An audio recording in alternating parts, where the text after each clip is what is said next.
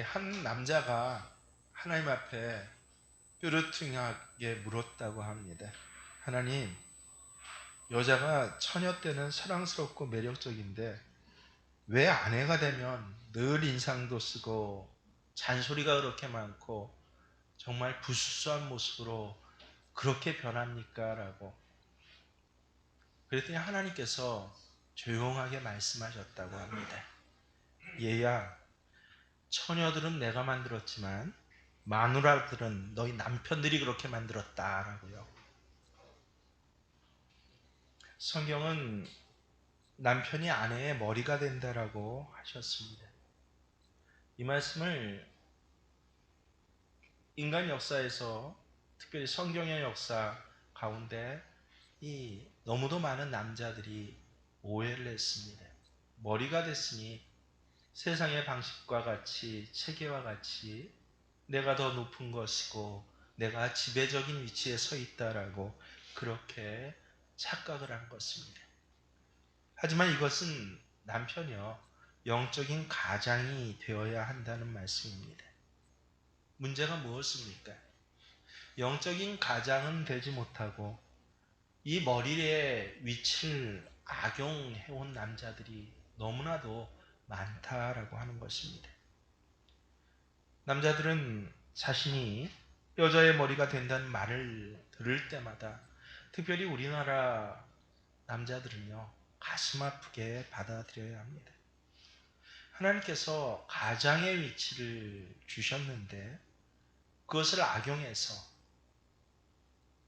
수많은 여자들에게 너무도 많은 죄를 지어온 것이 우리의 역사이기 때문에 그렇습니다.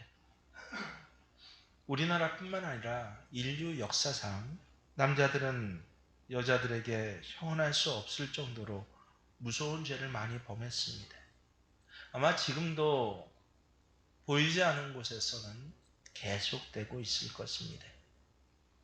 하나님께서 남자가 머리라고 분명히 말씀하셨지만 그것은 부부 사이의 역할에 대한 말씀이지 결코 지배하라라고 하는 뜻이 아니었습니다. 집안에서 제 몸 하나 편하고 때로는 폭군 노릇하며 아내를 이용하라라고 하는 말이 아니었습니다. 그럼에도 불구하고 남자들은요, 성경 말씀은 제대로 알지도 못하면서 오로지 이 말씀 하나 가지고 머리로서의 위치를 악용하고 여자들을 짓밟은 것이 지난 2000년간의 세계의 역사 그 자체입니다. 심하게 말하면 여자를 여자로 살아가지 못하도록 생애를 망쳐 놓았습니다. 그래서 남자들은 여자의 머리다라고 하는 말을 들을 때마다 저 자신조차 하나님 앞에 이 말씀을 가지고 묵상할 때마다 먼저 회개하고 있습니다. 베드로전서 3장 7절에 보면요, 아내들을 뭐라고 표현했냐면 깨지기 쉬운 연약한 그릇이다라고 그렇게 말씀하십니다. 남편들아, 이와 같이 지식을 따라 너희 아내와 동거하고 그를 더 연약한 그릇이요 또 생명의 은혜를 함께 이어받을 자로 알아 귀히 여기라. 이 하나님께서는 하와를 만드실 때 우리가 다 알다시피 아담의 갈비뼈로 만드셨습니다. 남자들은 농담처럼 말합니다. 남자는 흙으로 만들어졌고 여자들은 뼈로 만들어졌기 때문에 여자가 훨씬 더 강하다라고. 그래서 대부분의 남편의 눈에는요, 자기 아내는 슈퍼맨처럼 보입니다. 애인이었을 적에는 연약했지만 지금은 강해 보입니다. 그래서 대부분의 남편들은 아내가 연약하고 예쁜 애인이었을 때의 모습을 유지하는 것을 바라는 것보다는 오히려 무쇠팔 무쇠다리 로봇 주먹을 가지고 있는 것을 당연하게 생각합니다.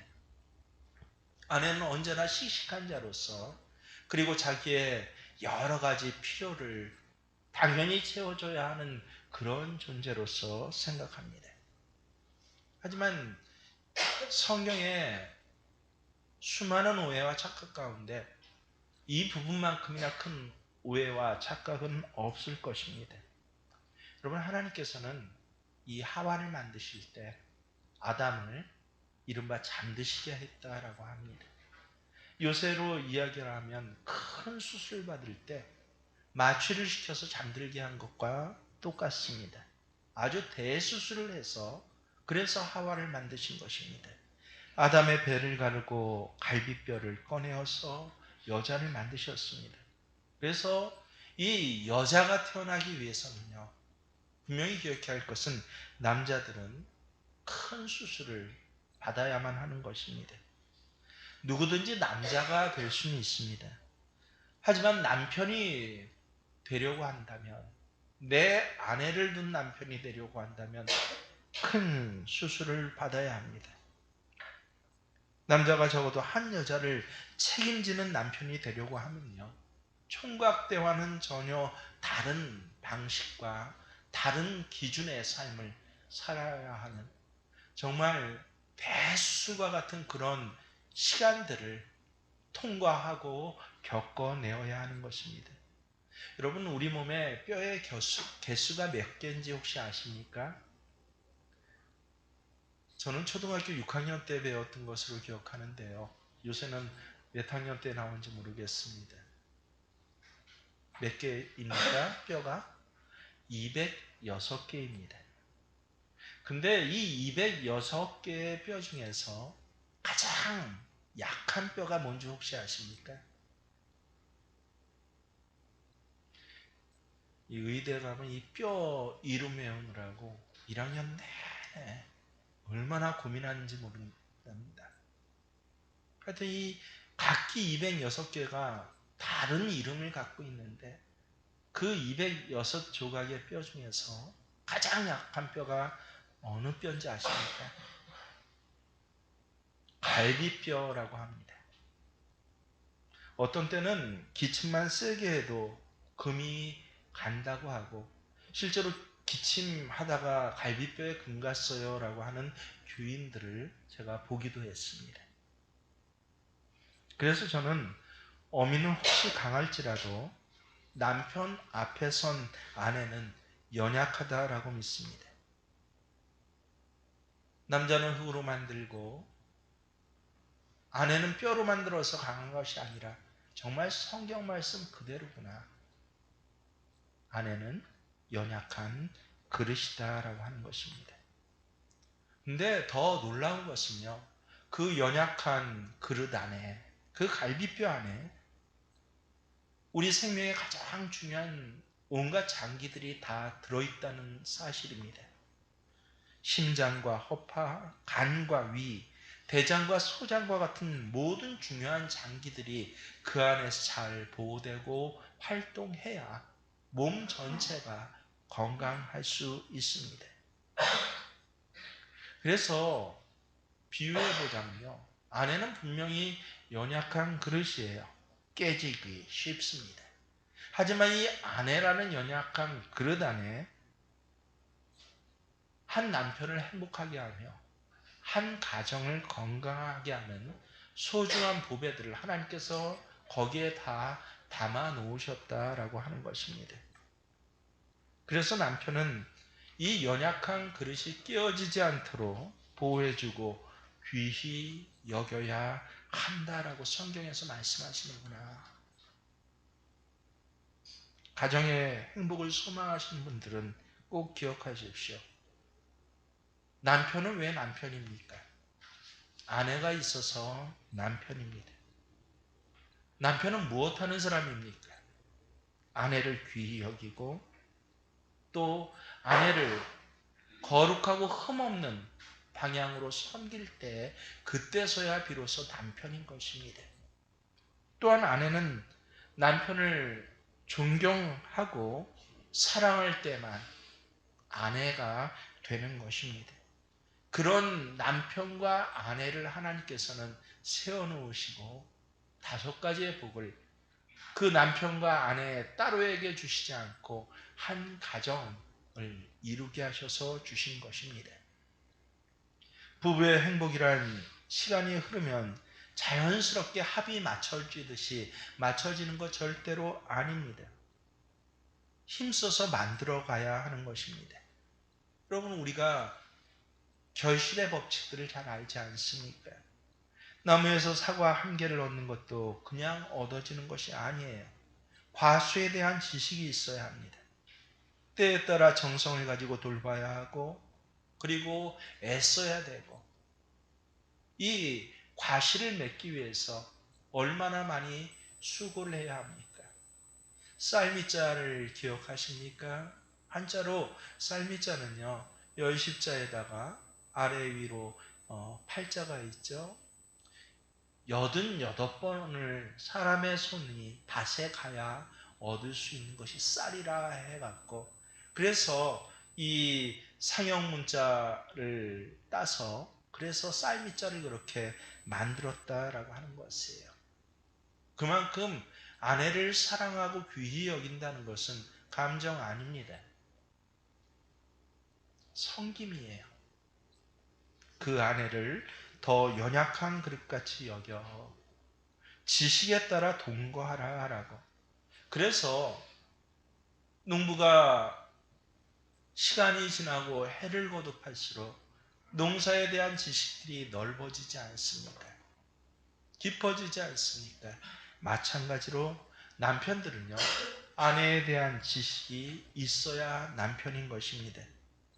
남편이 바깥 일을 마치고 집에 돌아오면 아내는요, 남편 옆에서 이러저러한 이야기를 하곤 합니다.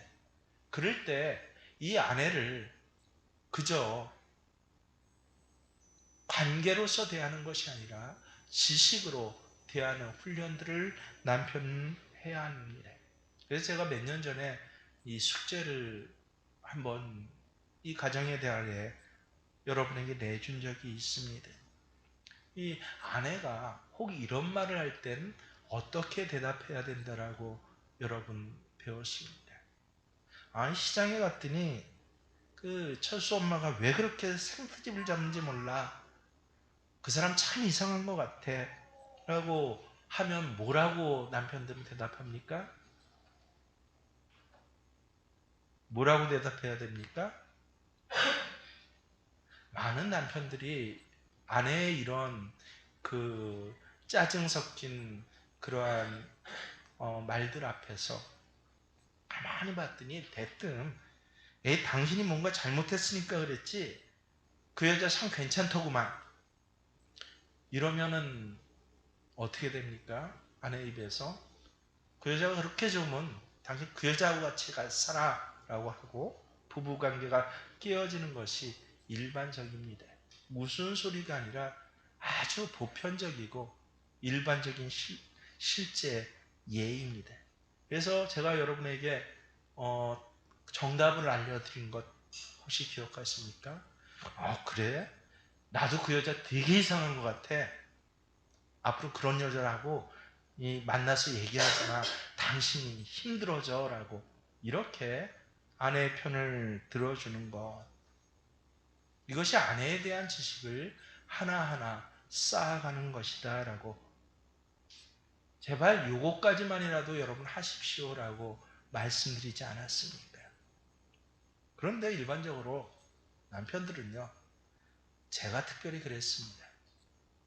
이러한 지식들을 알아가기 전에는요, 아주 저 스스로 공명정대한 기준을 아내에게 갖다 들이밀었습니다. 텔레비전 신문 보면서 국제정세와 우리나라 장래에 대해서 관심하면서 드라마 보고 연속극 보는, 그것 보고 울기도 하고 웃기도 하는 아내를 깔보곤 하는 그러한 남편들이 얼마나 많이 있습니까? 근데 아내에 대해서 공부하다 보니까요, 한 가지 깨닫게 된 것이 무엇입니까? 아내에게는 세계의 평화보다는 이 가정의 화평이 더욱 중요합니다. 아내에게는 공명정대한 포청천이 필요한 것이 아니라 내 편이 되어주고 위로해주는 남편이 필요하다라고 하는 것을, 야, 성경 말씀이 정말 그러네 라고, 나이가 먹어갈수록 아내 앞에 선 남편의 그 연수가 많아질수록 점점 깨닫게 됩니다. 성경 말씀이 정말 옳습니다. 가정생활을 할수록 절실히 깨닫는 것은 하나님께서 다르게 만드셨다라고 하는 것입니다. 남자는 남자로, 여자는 여자로. 그래서 사람을 만드셨다라고 하지 않아요. 남자로 만드시고 여자로 만드셨다라고 하십니다. 아예 생리적으로 다르게 만드셨습니다. 오늘 25절 말씀을 한번 정독해서 보시기를 바랍니다. 남편들아, 아내 사랑하기를 그리스도께서 교회를 사랑하시고 그 교회를 위하여 자신을 주신 것 같이 하라. 성경은 남편이 아내를 사랑할 때 그리스도께서 교회를 사랑하듯이 그렇게 해야 한다라고 말씀하십니다. 생물학적인 차이, 성격적인 차이, 문화적인 차이를 아는 지식을 가지고 하나하나 넓혀가는 것 굉장히 중요합니다. 하지만 그것보다 더 본질적인 지식은요, 그리스도께서 교회를 사랑하듯이 사랑하는 것이 어떤 사랑인지를 알아야 하는구나 라고 하는 것입니다. 그래서 저는 예수 믿지 않는 남편은, 혹 예수 잘못 믿고 있는 남편은요, 절대로 남편 구실을 제대로 할 수 없다라고 확신합니다. 왜요? 다른 사랑은 알아도 그리스도께서 교회를 사랑하시는 그 사랑이 어떤 사랑인지를 절대로 모르기 때문에 그렇습니다. 그래서 세상 사람들은 간혹 착한 남편은 될 수 있어도 좋은 남편은 될 수 없습니다. 여러분, 착한 남편과 좋은 남편의 차이를 아십니까? 착한 남편은 시대에 따라 계속 그 상과 내용이 달라집니다. 기준이 달라져요. 요새 착한 남편의 기준이 뭔지 또 오늘 말씀을 준비하면서 한번 자료들을, 인터넷들을 다 찾아봤더니 눈에 띄는 아주 선명한 자료가 나옵니다. 요새 착한 남편은요, 30대에는 자식 잘 봐준 남편이 착한 남편이라고 합니다. 40, 50대에는 돈 많이 벌어다 주는 남편이 착한 남편이고, 그리고 60대에는 혼자 밥 차려 먹는 남편이 착한 남편입니다. 70대에는 아직도 저는 이 부분은 이해가 되지 않는데 아예 말 안 거는 남편이 착한 남편이라고 합니다. 이게 요새 착한 남편의 아주 유머러스하지만 뼈가 있는 모범 답안입니다. 근데 요새는 그 누가 밑에 댓글을 달았어요. 요새는 이것도 착한 남편 아니래요. 혼자 밥 차려 먹는 것은 오히려 나쁜 남편이라고 댓글을 달았습니다. 그러면서 그 밑에 뭐라고 써놨는지 알아요? 개밥까지 챙겨주고 씻겨주는 남편이 착한 남편이다라고 합니다. 기준이 달라져요. 아마 2, 3년 후에 제가 이 설교를 준비하면서 찾아보면 분명히 또 착한 남편의 기준이 달라질 것입니다. 하지만 좋은 남편의 기준은 하나님께서 남자로 여자로 만드신 이후에 한 번도 그 기준이 달라지지 않았습니다. 그 기준이 무엇입니까? 구약 성경에는 이곳저곳에서 그렇게 숨겨놓고 말씀을 하셔서 제대로 못 알아듣는 사람이 많아서 아예 오늘 에베소서에 구체적으로 말씀해 주십니다. 첫 번째 기준이요, 26절, 물로 씻듯이 아내를 감싸주는 사랑을 가진 남편이 착한 남편, 좋은 남편이라고 하십니다. 26절 보세요. 이는 곧 물로 씻어 말씀으로 깨끗하게 하사 거룩하게 하시고. 그리스도가 교회를 어떻게 사랑했는지 알아야만이 좋은 남편 될 수 있다고 말씀드렸죠. 그리스도가 교회를 향한 사랑의 섬김을 할 땐 굉장히 독특한 것이 있습니다. 우리가 잘 알다시피요, 교회는 거룩함에도 불구하고 이 땅 위에는 완벽한 교회가 없습니다. 특별히 주님의 기준으로 바라볼 때는요, 너무나도 추하고 부족하고 더러운 모습을 가지고 있는 것이 이 땅의 교회입니다. 마치 심한 냄새가 나는 더러운 거제 아이와 같은 모습을 가진 것이 이 땅의 교회다라고 그렇게 교부들은 이 땅의 교회에 대해서 비교하기도 했습니다. 하지만 주님은 이들을 씻어서 깨끗하게 하시려고 십자가에 못 박혀 죽으셨습니다. 예수님은 자신의 피로 우리를 씻어주셨습니다. 그리고 말씀과 성령으로 우리를 온전하게 만들어 가십니다. 바로 남편은 이런 식으로 그 아내를 사랑하고 섬겨야 한다라고 하는 것입니다. 여기서 주님이 물로 씻어 거룩하게 한다는 것은요, 아내의 외모를 비싼 옷이나 보석으로 치장해서 화려하게 하라는 뜻 아닙니다. 아내에겐 진정한 필요가 있어서 아내다라고 하는 것입니다. 조금 설명해 보자면요, 대부분의 아내들은 나름대로 다 마음의 상처와 아픔을 가지고 있습니다. 남편 때문에가 아니라 남편을 만나기 전에 이미 받은 상처가 얼마나 많은지 모릅니다. 그리고 오히려 또 이 남편을 만나서 받은 상처가 훨씬 더 깊습니다. 남편이 해야 할 일은 그런 아내의 마음속 깊이 자리 잡고 있는 그 마음의 상처나 두려움, 부족한 부분을 사랑으로 감싸주고 치료해 주는 것이 남편이다라고 하는 것입니다.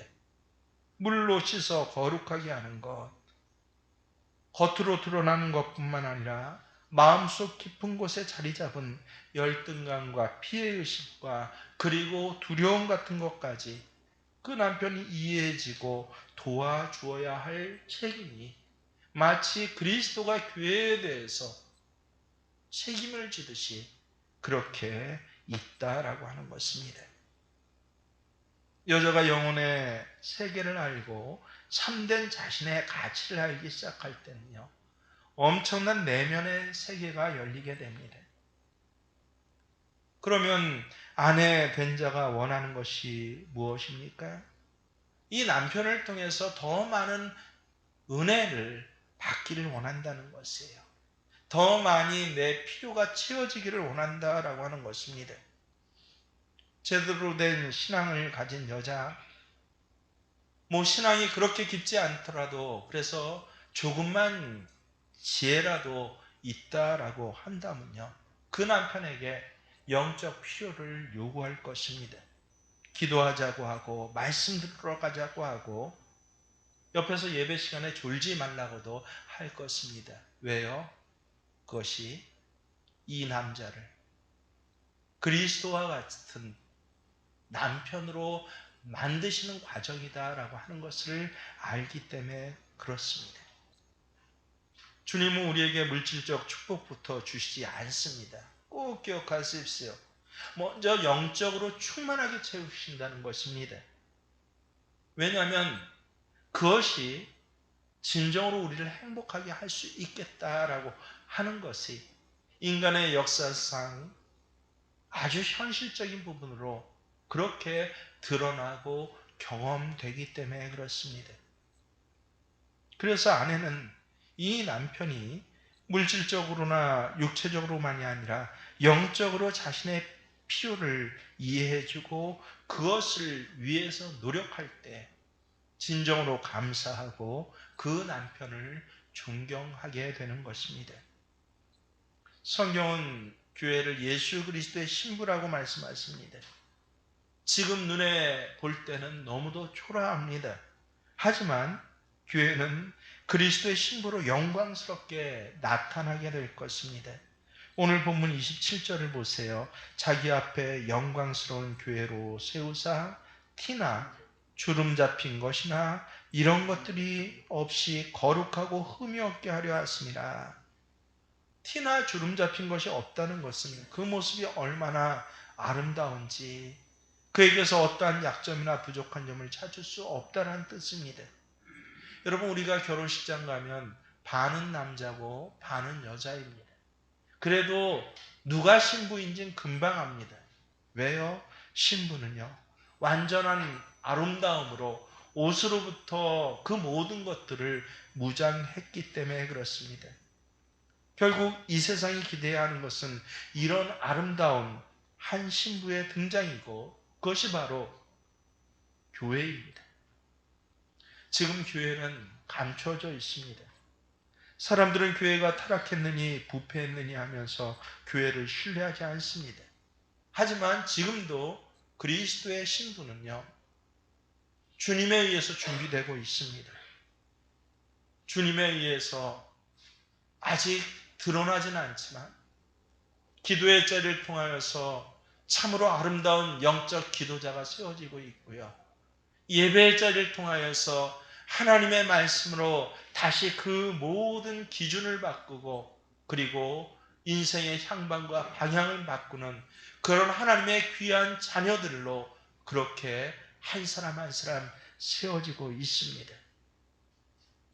겉으로 볼 때는 세상 사람과 별 다를 바 없는 것 같지만 그 속에는요, 정말 살아가는 기준이 다르고, 그리고 살아가는 방법이 다른 것들을 체득해 가면서 주의를 구분하며 물질을 구분하며 마음을 구분하여서 거룩해져가는 그러한 한 사람 한 사람 불려진 하나님의 자녀들이 세워져 가는 것이 바로 교회인 것입니다.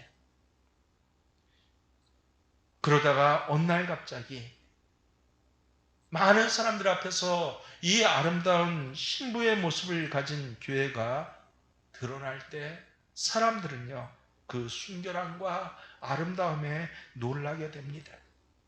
거의 충격을 받을 것입니다. 어떻게 저 사람들은 저런 방식으로 살지? 여러분, 크리스찬이라는 단어가 언제 누구로부터 맨 처음에 생겼는지 기억하십니까? 성경에서 크리스찬이라는 단어는요, 사도행전에 보면 안디옥 지역에서 먼저 생겼습니다. 누가 이 단어를 만들어냈습니까? 안디옥 지역에 살던 예수 안 믿는 사람들이 만들어낸 단어예요. 안디옥 교회에 예수 믿는 사람들은 자기들하고 다른 방식으로 살아가고 있거든요. 희생하고 섬기고 봉사하고 그 속사람이 충성되고 아름답고 얼마나 이상한지, 그래서 그리스도를 따르는 방식으로 사는 사람들, 우리와는 다른 방식으로 사는 사람들이라고 해서 처음으로 생겨난 단어가 크리스찬이라는 단어예요. 세상 사람들이 교회에 붙여준 단어입니다. 마찬가지로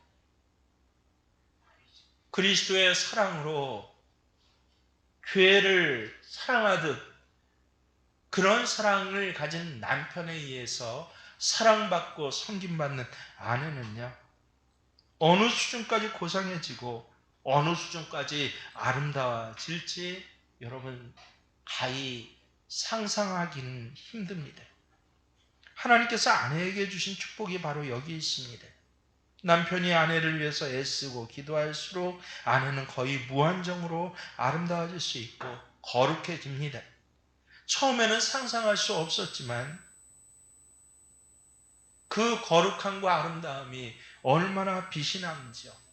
바로 이런 점에서 아내와 교회는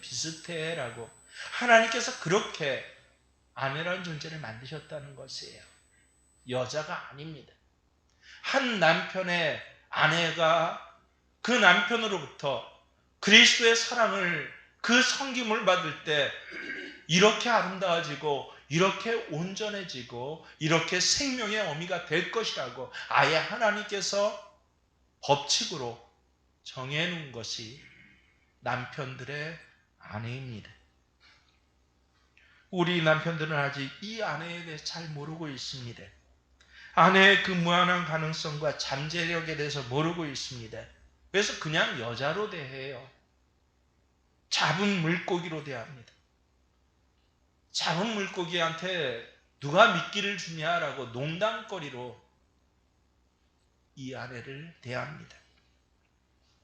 하지만 기억하십시오. 한 남편의 아내들에게는요, 하나님께서 심어주신 꿈이 있습니다. 남편들은 그 꿈을 이루어주는 자가 되어야 합니다. 아내의 지금 현재의 모습만을 보고 이것이 전부라고 생각해서는 안 됩니다. 남편이 섬기고 사랑하고 그리고 희생할수록 그 아내는 무한히 아름다워지고 심지어는 영광에까지 참여한다라고 하십니다. 28절을 보십시오. 이와 같이 남편들도 자기 아내 사랑하기를 자기 자신과 같이 할지니 자기 아내를 사랑하는 자는 자기를 사랑하는 것이라. 왜 자기를 사랑하는 것으로 세상에 그리스도의 사랑이라는 이 어마어마한 큰 사랑을 그저 자기 몸 하나를 사랑하는 것으로 그렇게 비유하셨습니까? 여러분 곰곰이 생각해 보면 금방 알게 됩니다. 우리 몸은 우리가 1차적으로 필요를 채워줘야 하는 대상이 됩니다. 배고프면 어떻습니까? 뒷일을 어떻게 되든지 먹고 봐야 하는 것. 이게 우리 몸 아닙니까? 잠이 오면요, 만사를 제쳐놓고 어떤 일이 있어도 졸게 되는 것. 이게 우리 몸입니다.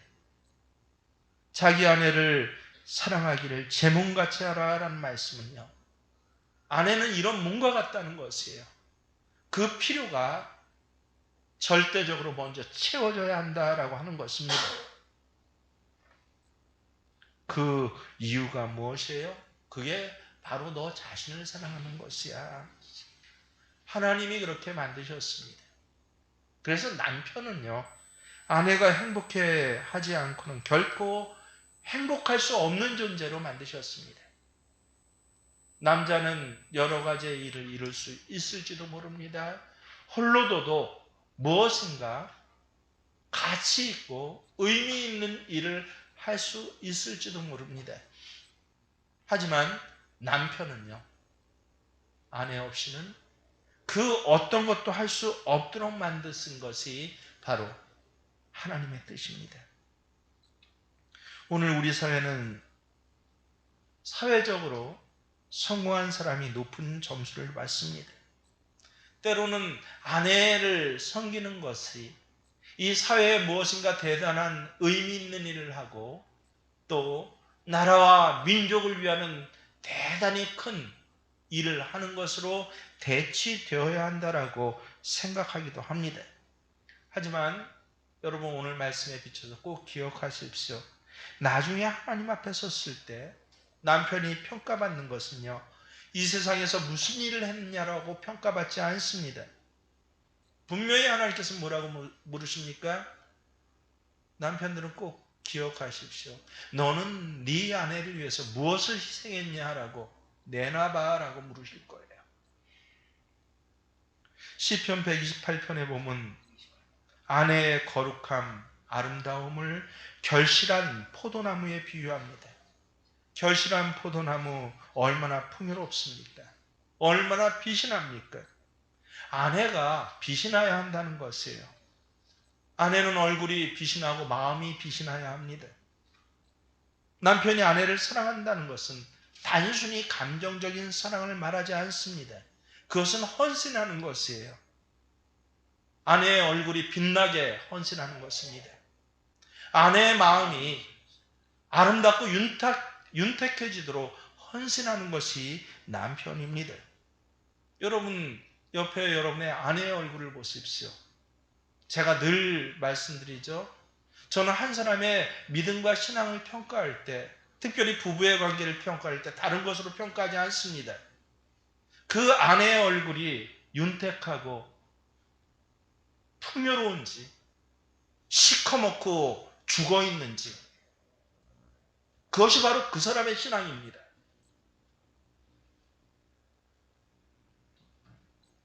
여러분은 몇 점 정도 줄 수 있습니까? 아내의 얼굴이 꺼멓게 죽어가는 사람은 신앙인의 자격 없습니다. 아내의 얼굴에 관심 가지십시오. 이나의 아내의 얼굴에 정말 행복이 있는지, 그 갈급함이 채워지고 있는지, 그것을 바라보아야 합니다. 남편 여러분은 여러분의 존재 이유는 나라 구하는 것 아닙니다. 아내를 빛나게 하는 것이 남편이 이 땅에 존재하는 이유입니다. 아내가 비신하면 가정이 비신하게 됩니다. 그래서 아내는 남편에 대한 복종으로 가정을 살리는 사람이에요. 남편은 아내에 대한 사랑으로 가정을 빛나게 하는 사람이 바로 남편입니다. 손을 얹고 생각하시고 결단하십시오. 내가 한 남자로서가 아니라 내 아내의 남편으로서 이후에 살아갈 모든 우선권의 기준은 내 아내의 얼굴을 빛나게 해야겠다라고 여러분 결단하십시오. 가정은 하나님께서 천국의 모형으로 이 땅에 주신 작은 천국입니다. 사업 실패했다고 인생 잃는 것 아닙니다. 사회적인 지위가 낮다고 인생 잃는 것 아닙니다. 많이 배우지 못했다고 인생 실패한 것 아닙니다. 하지만 가정을 이루면요, 그 인생은 실패한 것입니다. 부부는 함께 승자가 되거나 함께 패자가 되는 것입니다. 남편은 승자가 되고 아내는 패자가 되거나 아내는 승자가 되고 남편은 패자가 되는 경우는 없습니다. 참고 견디어 함께 승자가 되시고 생명으로 남편과 아내에게 이 부부에게 주신 하나님의 생명의 법칙들의 이 귀한 은혜들을 하나하나 받아 맛보시고 누려가시는 생명교회 귀한 예배자들 되시길 주의 이름으로 축원합니다.